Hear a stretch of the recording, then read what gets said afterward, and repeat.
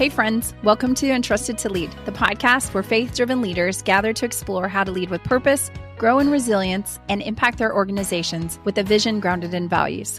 I'm your host, Danita Cummins, and I'm glad you're here. Each week, we dive into leadership strategies, inspiring stories, and practical tips to help you overcome challenges, build healthy teams, and lead at the forefront of your organizations and your lives. So today, I want you to grab your favorite cup of coffee, settle in, and we are going to explore the ways to get into your flow with author and speaker Diane Allen. Let's get started. Doing things alone is entirely overrated. We all need a community to thrive. And that's why I'm part of an online community of writers and speakers, podcasters, and entrepreneurs called Creatives. And I love it. In the years since I joined this community, I've launched new ideas and I finally executed the dreams that sat on the shelf for years. Seriously. And I was able to do this because of the outstanding group of mentors, exceptional training, and encouraging mastermind groups with my new friends who did and continue to give me invaluable feedback.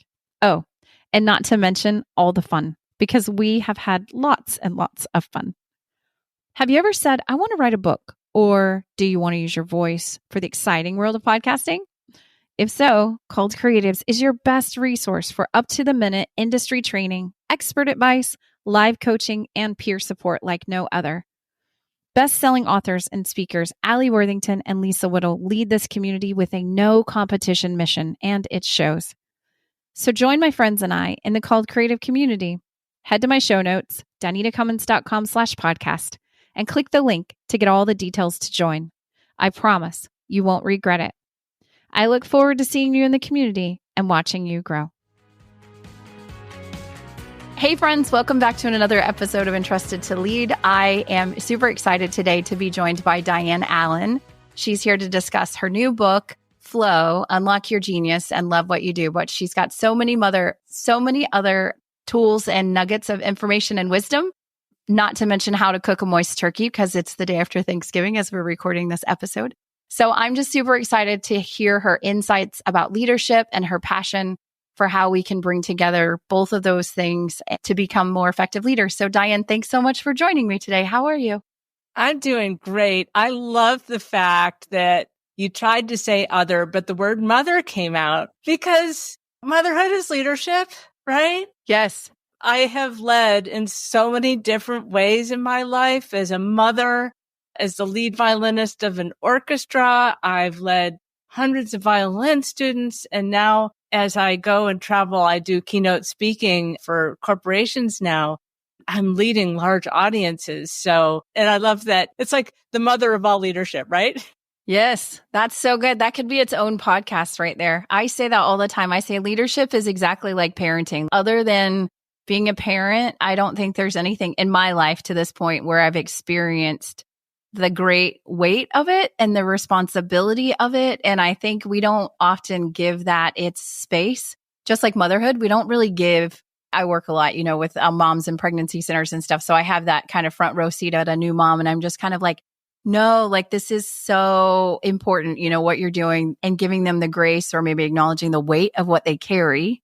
So I think that the same thing, just leadership is a weight that we carry. And I think we don't often get to turn around to somebody and say, hey, this is really heavy. I don't really know what I'm doing. I'm having a hard time. So that's why I'm super excited for you to come on today. Do you want to talk a little bit about that? I mean, you just jumped right into your mom and you're the lead violinist, which I think is the coolest thing ever. But do you want to just give a little bit of background about kind of how you came to be where you are today? Sure. Yeah. The other thing, I just have to go with the motherhood thread a little bit further. As our kids are in different ages in their lives, we have to lead differently. And I noticed that, especially when my son was very young, he would always be like 6 weeks ahead of me. He would change and grow and learn. And then I would have to kind of catch up. Oh, how do I have to lead now? Super interesting, I think. And now as a 27-year-old, I'm leading in a completely different way. So it's quite the journey. So yeah, I'm holding up a picture of myself in the orchestra I used to play in. And this picture is like as if you're on the ceiling looking down on top of the orchestra. So the lead violinist is second in command to the conductor. And basically, whatever he would do, I would have to basically translate that so that in a way that the orchestra players would understand. And so however well I did that day, whether it was poorly or amazingly, right? That would have a ripple effect throughout the orchestra. So I always had to be at my top of my game, and we're playing music, right? So people expect a transformational experience, right? So I always had to get into the music, and getting into the music is a musician's version of the flow state, which is an optimal state of mind when we feel our best and perform our best. And it is neuroscientifically proven. We can go through all of the neuroscience of what flow state is. Going with the flow is a passive mindset. It's like kind of relaxing and going with it. Being in flow is a mind state. And so that is the thought leadership that I have with regards to everything, with regards to happiness and fulfillment, with regards to peak performance, with regards to leadership, everything under this state of flow. So that's basically, a little bit of my background and how I came to, the content that I now deliver to help people to really know how to lead themselves first in order to lead others. Yeah, that's so good. So do you want to share a little bit about how you got to the place where you wanted to write a book? Where did that book idea come from, or that heart for you to say, okay, now in this season of my life, I think this book is something that I want to offer the world? It's not a very glamorous reason. But as a business person, somebody who is self-employed and runs their own business, and in the speaking world, people do ask you if you have a book. It is part of the package. And to have your thought leadership in a book form, we are so bombarded by stimuli. Yes, you could give a really memorable keynote, but then how can you leave people with like the follow-up steps? And that's, where the book comes in, where people could leave with a tangible thing that takes them to the next level from the keynote and is something they could remember. And so that was a big part of it. I also use the book in a lot of different ways. I use it to introduce myself. I use it to get more business. I mail it to people who hire people like me, and they read it first to see if it's something they want to do. I use it as negotiation. It's a part of negotiation. And what's really interesting and touches me to the heart the most is, you can have a Q&A during a keynote, but not too many people want to ask their question in front of a room full of people. But if I'm standing at a book table to sign books, people will come up and share with me really intimately and ask questions. And it's like having that book and having a table to sign a book that somebody might want to have, right? It really connects us on a whole new level.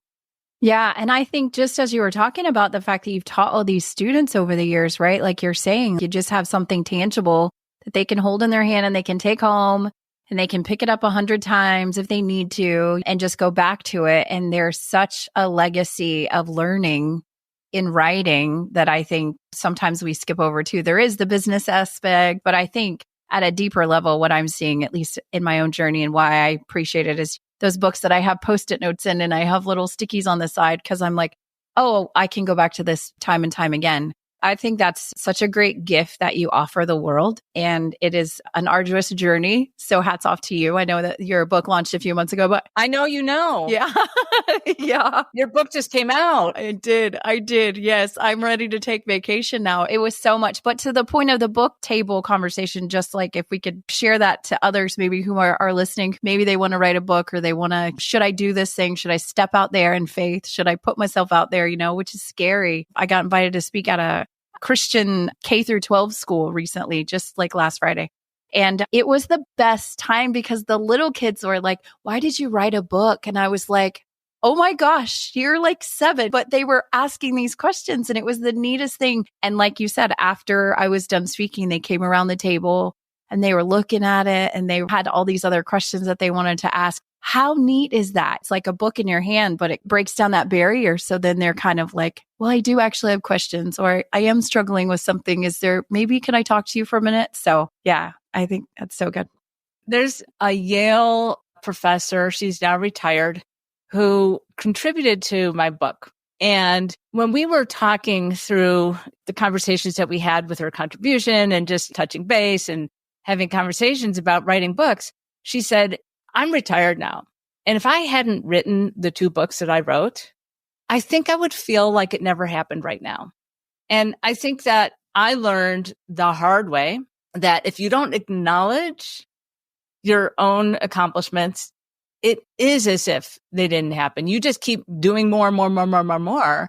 But when you actually stop and acknowledge that you've done something, it makes it real. I think Brene Brown talks about that, like when you can actually label things, that it makes it a real thing.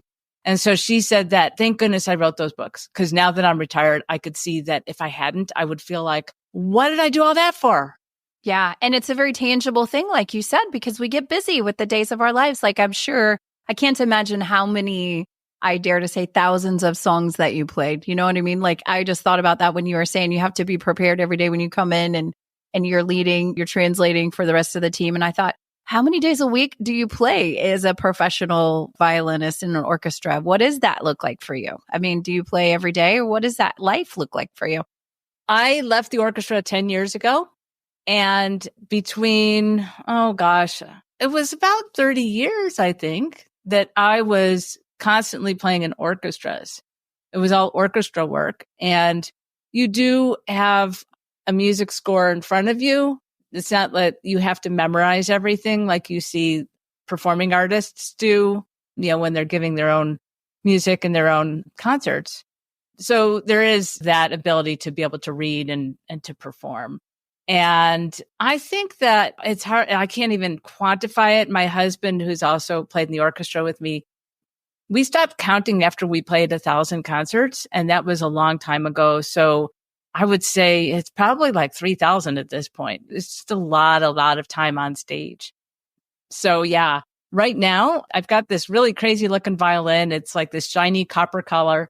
It's an electric violin. I'll share that story later, how I got from classically trained music to playing electric violin. It's a story of losing my flow and falling apart and then refinding myself in a new way. So anyways. Okay. Well, we'll hold that for another second. So do you want to define what flow is? You talked a little bit about that before, but do you want to define it from the perspective of like why you believe it's so crucial for leaders, to find that state in their personal and professional lives? Like what element of that do you find that's so important? Yeah, I think if I just go through the science of it, I think people will be like, oh, that's why I need to do this. Because the flow state is this optimal state of mind when we feel our best and we perform our best. Energetically, it's how we lead. And so the neuroscience of flow is such that there's a cocktail of peak performance hormones that get released into our system. And they optimize our mind to get into flow. The neocortex amps up, dramatically increasing learning speed. The prefrontal cortex temporarily shuts down, which basically it shuts down the inner critic and the fight or flight response. So we get more relaxed and we're not in our own way with our inner self-talk. And so there's a number of things that become available to us when we're in flow, like creativity and productivity and peak performance. So how do you know when you're in flow? There's a few key indicators of being in flow. So wait, before I do that, I said that there's a cocktail of peak performance hormones. Those hormones are anandamide, endorphins, dopamine, serotonin, and norepinephrine. And because of this, we experience euphoria. We experience motivation, peak performance, and happiness.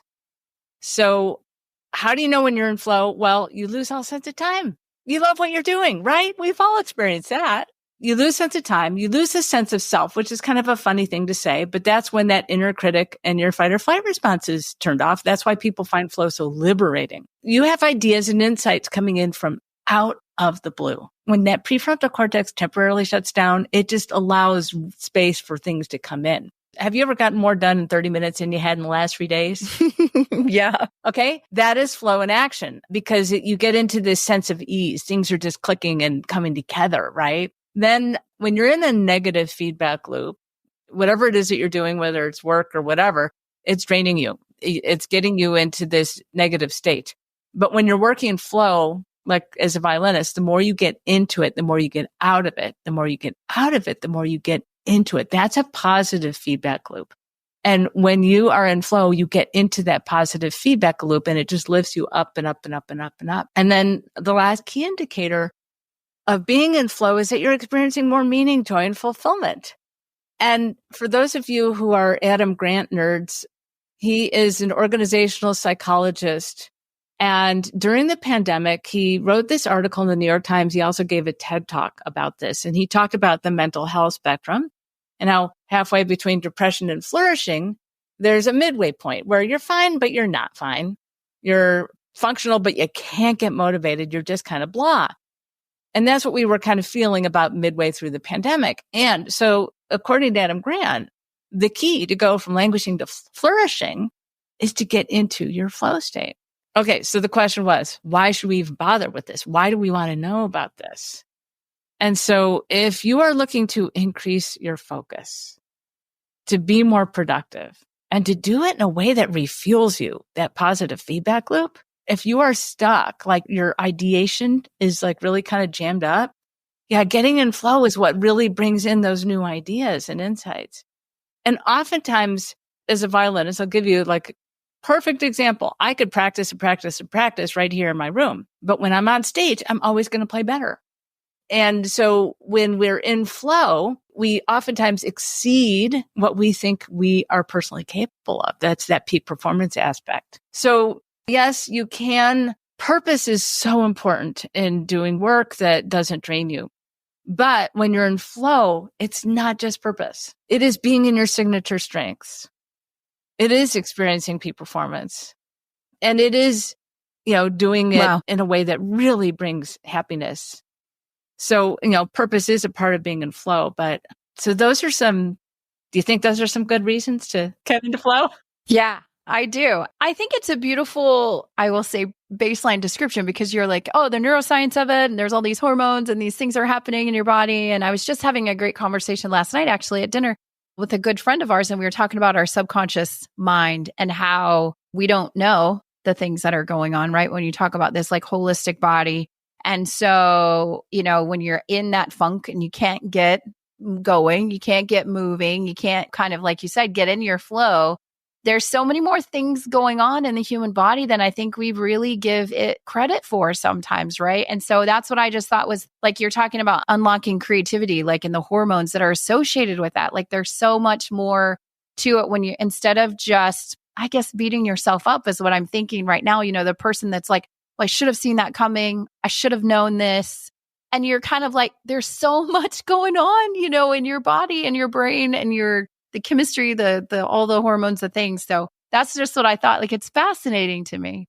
To have some self-compassion instead of say, what's wrong with me? Yeah. Like, how come I can't just do it? You just need to practice more, or whatever. You just need to get out there and do it and work harder. And it's not always true, like you're saying. That's because the way I describe that is in a world of do. The question is how are you being when you're doing? And the way I describe, we should go into the steps of how I describe how to get into flow because it really hones in on your signature strengths and your own sense of purpose. And I know that whether you're working for yourself or you're working for others or not working at all, you're leading your family, right? You could say you have a mission statement with the values and the things that are, really important to you. But what about your own, I guess we could call it personal brand of purpose? As I mentioned earlier, as I played in the orchestra, I always had to be at the top of my game. And I found after struggling this for years, like I would under pressure, I would crumble. I couldn't play my best, but I discovered that if I could access my flow state, I could always feel really self-assured and that I got this, right? So it became something that I wanted to figure out how to replicate for myself.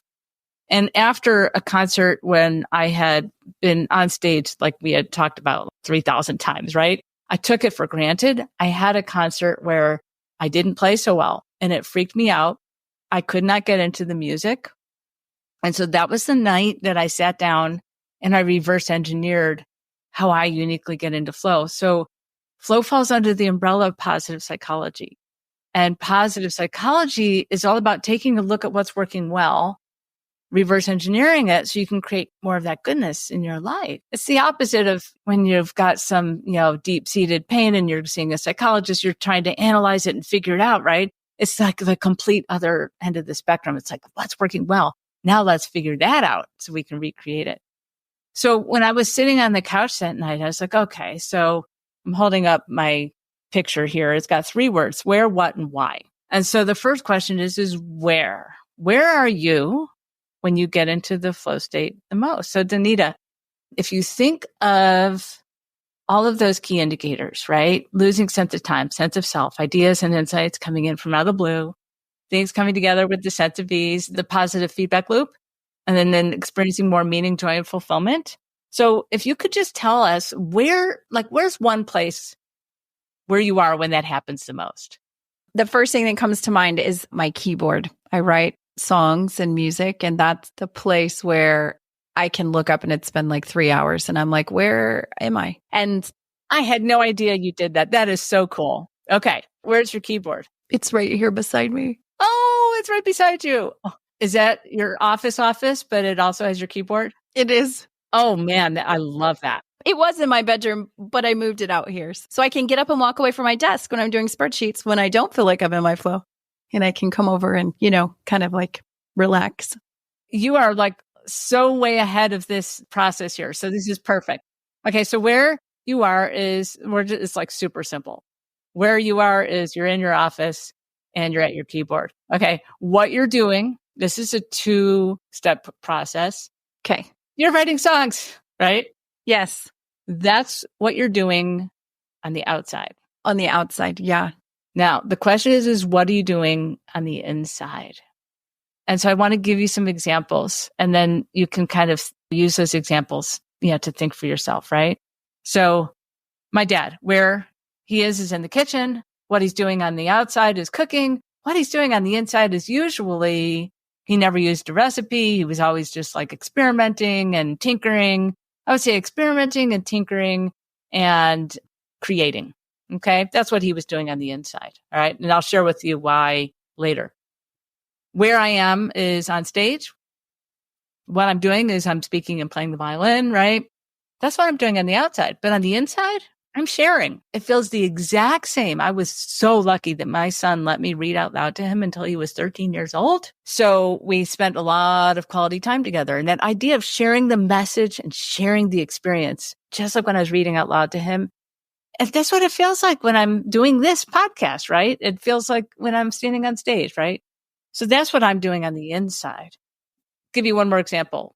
A lot of people, where they are is in their office. What they're doing on the outside, like you said, is working on an Excel spreadsheet. But on the inside, you could be visualizing. You could be strategizing.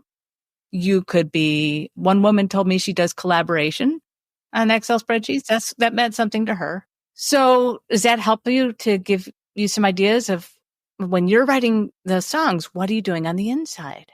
Sure. Yeah. I think for me, it's interesting because when I went to do my audiobook, the production engineer was very kind and we talked about that.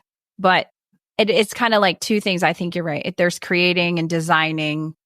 But then for me, also for writing, and I know this for book writing and for songwriting, you know what I mean? The writing, the aspect of writing, for me, a lot it's lamenting and worshiping.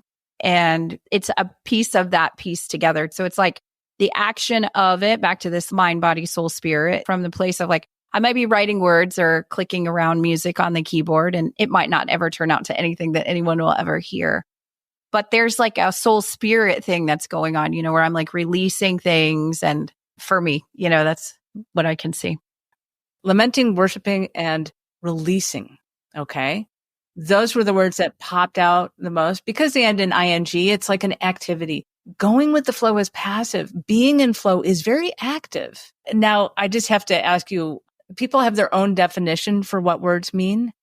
And I would like to know what your definition of lamenting is, because mine is very sorrowful. So I'm very curious to know what yours is. I do think it is the releasing of grief loss. For me, in the last couple of seasons, a very good friend of mine just passed away a couple months ago, and I was with her through hospice, and she had stage 4 cancer and she died. And we were there. Like I was there the day she died with her and her mom. So there's a grieving. My dad died 5 years ago, and we lost 4 family members last year. So there's a great grief and and I told my husband, I was like, I think there are traditions in our spirits that we don't fully understand how we grieve as a society or how we grieve as culture. And just like the parts that, we need to let go of and let that be a normal flow of our life, right? Like the cycle of our life. It's a beautiful flow, but we never want pain. We do everything we can possibly do to not have it, which is protection, our mind. But there is an actual process of it. I think, like you're saying, there's a natural flow.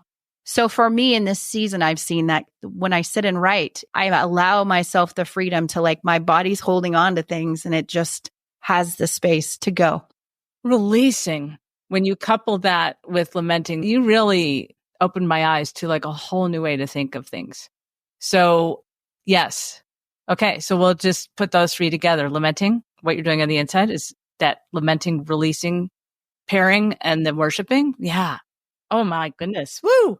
Now, the third question. So what we just identified is how you uniquely get into flow, just so you know. Okay. That is your entry point.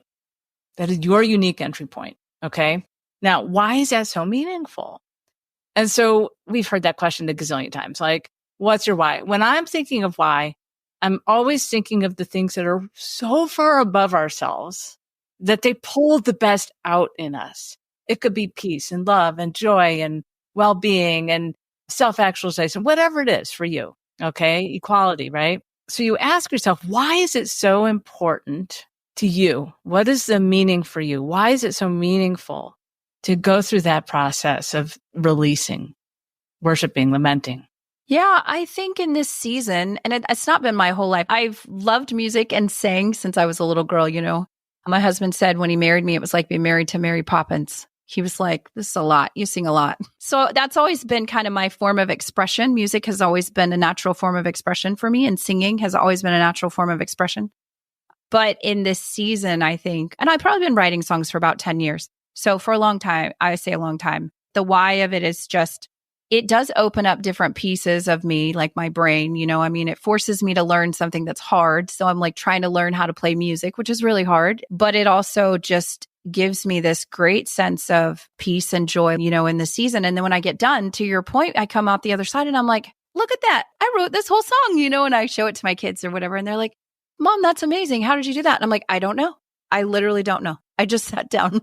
You're in flow, peace and joy. So what I call a flow strategy, let me just review for the listeners because we just kind of took a really deep dive just now. The three questions are where, what, and why. Where are you? What are you doing on the outside? What are you doing on the inside? Why is it so meaningful?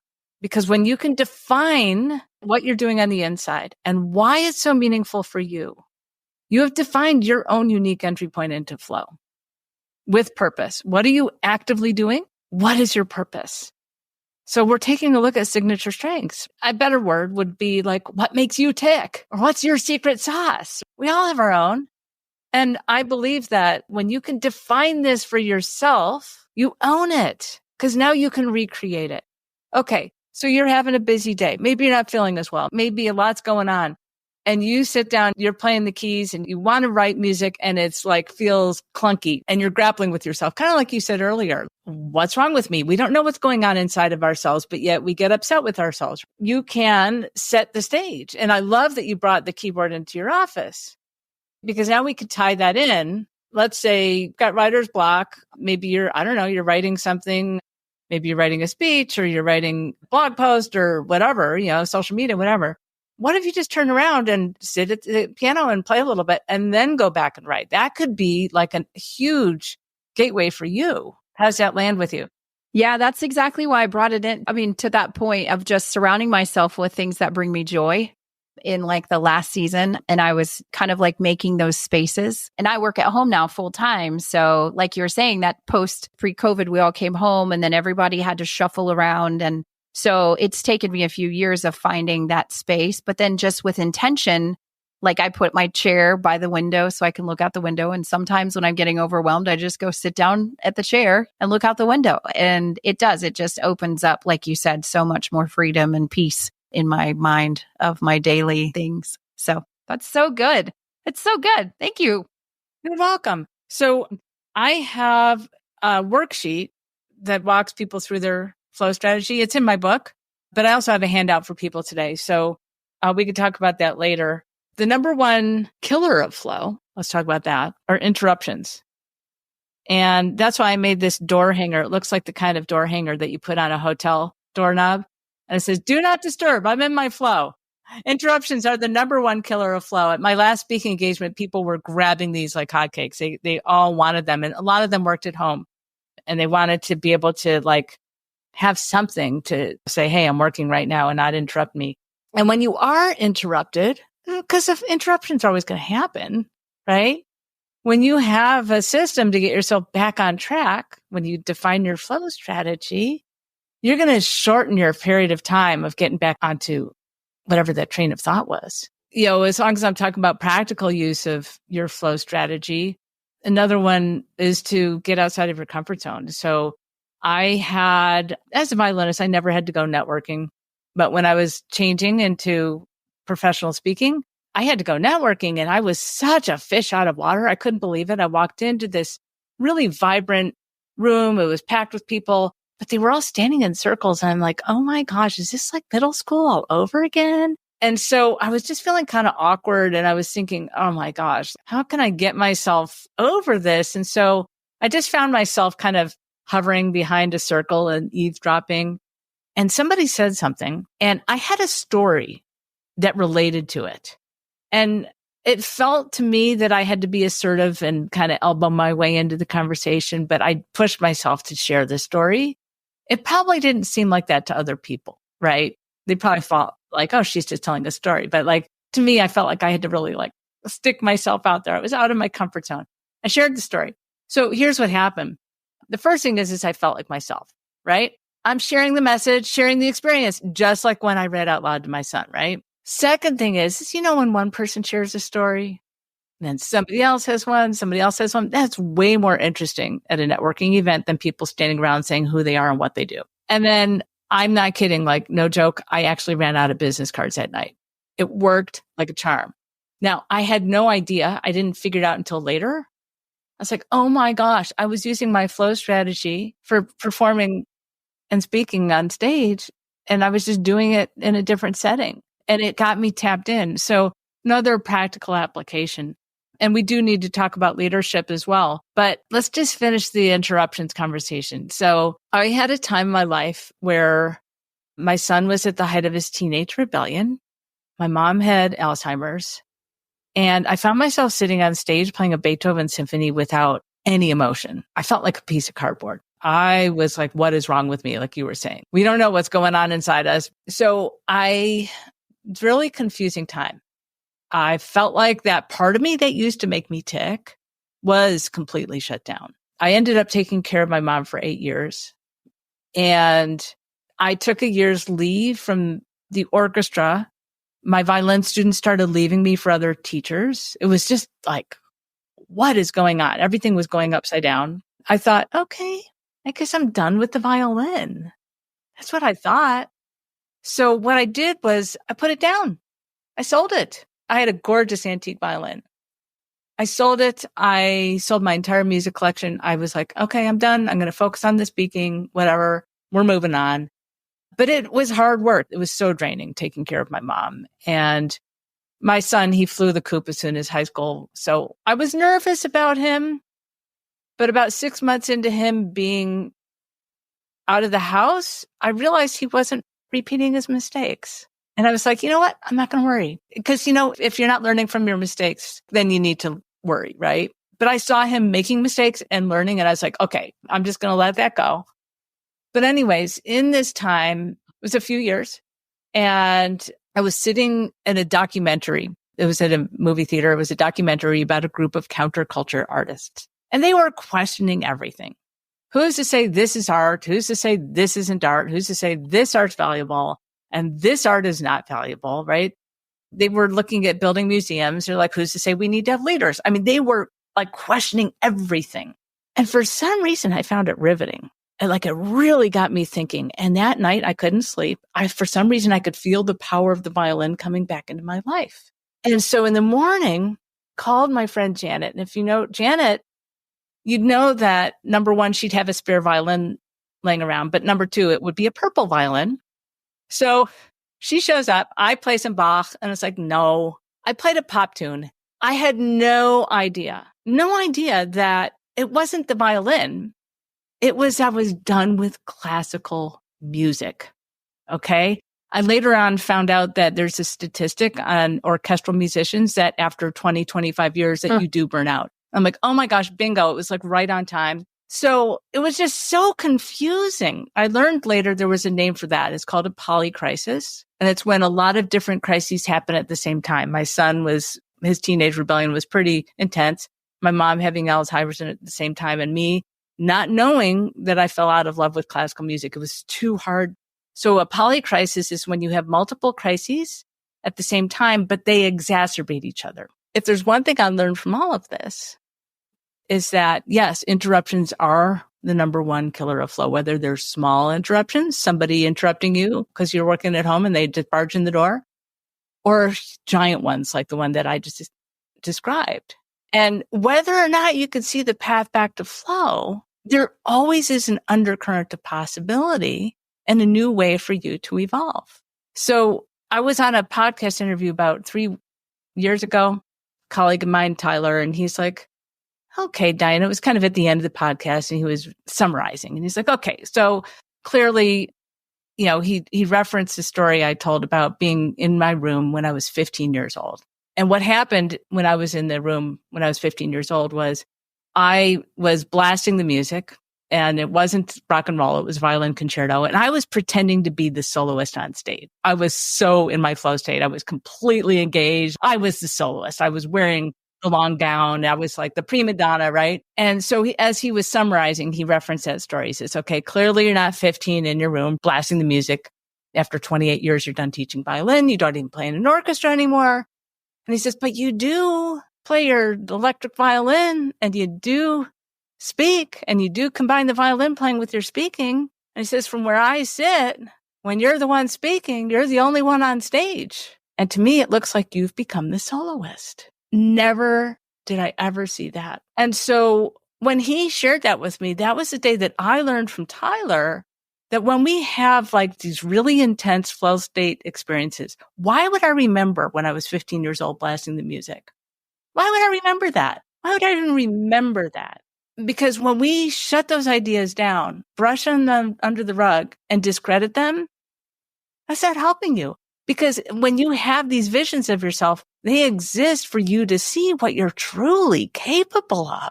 It took me decades to learn that experience, to learn from that lesson. That's the big deal about when I feel like people really understand. Now, you shared one way that you get into flow. We usually have one that's predominant in our life, and we also have other ones. I've got one for gardening. I've got one for flow strategy for gardening that's very different. It has to do with nurturing. That's what I'm doing on the inside, right? Sometimes it's playing games with the family, right? Gosh, everyone gets into flow, right? That's group flow. So when you really become aware of how many times you get into flow and you can really define it for yourself, it can really add a lot of richness to your life. And especially if you really notice the big ones like I had when I was 15 and connect the dots. It's like, okay, well, how could that look in my world right now? Yeah. And I think when I work with clients who are starting businesses or nonprofits, so that's what I do a lot. And then consulting on business growth and strategy. I think what you're saying, just the pieces that you're picking up, I'm thinking about my client base today, right? The people, my community of people that I come into contact with, or you'll ask them a question, mostly for like a solo entrepreneur or person who's in that initial stage of like, they want to start a business or nonprofit. They're not really sure. They have this burning issue, right? They want to solve a problem or they want to make the world better, or whatever that is. And then they're struggling to try to put those pieces together. And so that's often a question, when you're asking people, like, what are you passionate about? These things, we say that a lot. There's 100 books that you can buy with a checklist and all these questionnaires. But it's hard. A lot of people, it's like, I don't know what I love. Like, I don't even know what I like. That's a normal conversation where people are like, I've either been inundated with so many things in my life, or I'm just moving so fast, trying to like food, clothing, shelter, that for whatever reason, I haven't really stopped and said, do I find joy in this? Like, do I even like it? And so I think I just am thinking to the people who are listening, or the people who are like, I don't even know what I like, Diane. I don't even know. If you asked me today, what do you enjoy? They would be like, I don't know. I'm good at XYZ. So do you have any thoughts on that? How do you start? If you don't know today what your answer is, like me, like, oh, I play the keyboard and I find it great. But what do you do for that person? How do you help them? That's like, I don't even know where to start. Yeah, this is why I love speaking to both human resources events and leadership events, because this 3-step flow strategy system, the where, the what, and the why, these are just prompts that you can apply for yourself. But you can also now use this as a coaching tool for walking people through figuring out their unique way of getting to flow. Because like, as you could see it, we can get granular about it, but it can also really highlight some things that are really big and important to people. I gave everyone listening here today, what's the neuroscience? We talked about the key indicators of being in flow, right? We talked about the impacts of flow, right? But when you're walking somebody through this, they don't have that background information that you have. So what you do is you just take those key indicators of flow. And once again, I've got this written down in the book and I have got a handout for people, but those key indicators. So if you're going to say, and you just try to keep a casual conversation, you say, hey, well, where are you? And use the key indicators. Instead of saying, where are you when you get into the flow state the most? You're going to say, hey, where are you when you lose sense of time and you just love what you're doing? Where are you when, ideas and insights come in from out of the blue? Those moments when you get more done in 30 minutes than you had in the last 3 days. Where are you? Just ask them, what are you doing? And then the rest is, the same. What are you doing on the outside and the inside? And why is it so meaningful? And it's just another way, another in to figure out. I think that's great. It's this human discovery journey that we're all on, knowing ourselves. You're right. That self-awareness is it's so many layers of so many things. I don't know that you ever get there. I think there's the enlightenment that some believe, but I think it's for most of us, or it's a lifelong journey. The interruptions of life are going to continue to come. And I just love the way that you're like, you pivoted to a different place, but you didn't know that on the day that it started. So it's like these underlying themes of your life, these things that you value, the things that bring you joy are still the same things that bring you joy, but in a different season, they needed to shift. But you don't always know what the shift is. And that's okay too, because I think when we talk about purpose, at least for me in the book, I write about the book. I've worked with so many people who said, what is my purpose, right? They asked that question. And it's from a 15-year-old freshman to my 93-year-old grandmother who's at home now, who can't leave her house and is still asking, what is my purpose today? As people have passed away, I've sat on the side of a deathbed with friends and with other people, and they're asking the question, moments before they pass away. So I just see this constant question that everyone's asking at all these different stages of their life. And I think for me, purpose, academically, it's a goal that's personally meaningful and beyond oneself. It's like 3 elements of a purpose, but it's like goals within goals within goals. So we try to answer one question, what is my purpose, with one answer. Life's not like that. So you could say Diane her purpose was to be a violinist. Or her purpose was to, It's not as linear as I think we would like it to be, but there is some commonality and some deeper values and who you are and how you show up in the world that transcends what we do today or tomorrow. I think that's the piece of it we're all looking for in different places of our life. So I think as you were talking, I was just thinking about your story. Like you started here at 15 and you had a heart and you had a vision for your life that you didn't really fully understand. And then you worked really, really hard. And then life came in these different places and you shifted and moved, but your heart is still the same. I think back to that mom heart thing, still a girl inside, no matter what you look like on the outside, we're still those little kids who are sitting in our bedroom dreaming about the hope for the future for tomorrow. So anyway, I just think it's so good because you can say from the takeaways for me today, there is an approach. It's very disciplined. There's so much science behind it, but you can have a flow strategy. And it's okay if you don't have one today, but you can create one. And then you can live in that strategy. You can learn about yourself and use it to really bring you that peace and that joy. So I'm so glad that you came on today to share all of that. I'm sure there are 1,000 other things we'll learn from the book. Before we wind up, let me just quickly talk about leadership. I mentioned earlier, when you lead yourself first to get into flow, it inspires others to get into theirs. Simple example. Let's say you have a friend who every Friday night, it's homemade pizza night. And they talk about it all week. They are so excited and enthusiastic. This week, we're going to try this, right? There's like this enthusiasm. And it might not be all that interesting to you, But one week they invite you over and you are there and you find yourself getting engaged and enthusiastic. And like, then you can really get into it, just like they are getting into it. And so according to the Heart Math Institute, the electromagnetic field of your heart reaches out 3 feet around you. The brain is 60% less than the electromagnetic field of the heart. And so everybody in your field, within that 3-foot field around you, they sense it. So getting into the music, right? Getting into my flow state becomes palpable to the people sitting around me. Then that gets transferred to the other people around them because now they're exuding their energy 3 feet. Now the audience get loops in. So now we have group flow. And so the idea of leading yourself first to lead others gets you into that heart space, getting into those, things that make you tick, the things that you feel really enthusiastic about. And that's why I like to say that flow is the energy of influence. I think that's so good. I'm just thinking about high performance teams. And we talk a lot about that in leadership. Like, how do we create high performing teams? How do we as leaders identify those strengths and then really let people or empower them or equip them to lead from their strengths, to lead from that place? So that makes our teams more effective as we work together and this ecosystem of people and energy and our organizational ecosystem and our people at the same time, right? It's this very dynamic system of systems that's moving at the same time and constantly changing and moving, which is why, again, I think it's hard for leaders because it's not flat. Organizations move and change and grow. They have their own life cycle and they have their own mechanisms. And then you have the people inside those organizations who are constantly moving and changing and growing. And so it's easy to see why it's hard every day. And I love the energy part. Again, back to this whole spirit body. You can tell when someone walks into the room, right? And they're having a bad day just by the energy that they're releasing. You can even tell on a screen today. We're pretty good now post-COVID at being very receptive to read people's body language across Zoom. So I think that's so good. Self-leadership, that's so good. That's what I say too. You have to lead yourself and others well. And that starts with you being the best version of you, whatever that looks like today. So I think that's so great. I am so incredibly thankful that you came on the show, Diane. It has been such a blessing to meet you. Thank you for sharing all of your insights and the love that you have for the world. Thank you. Thank you.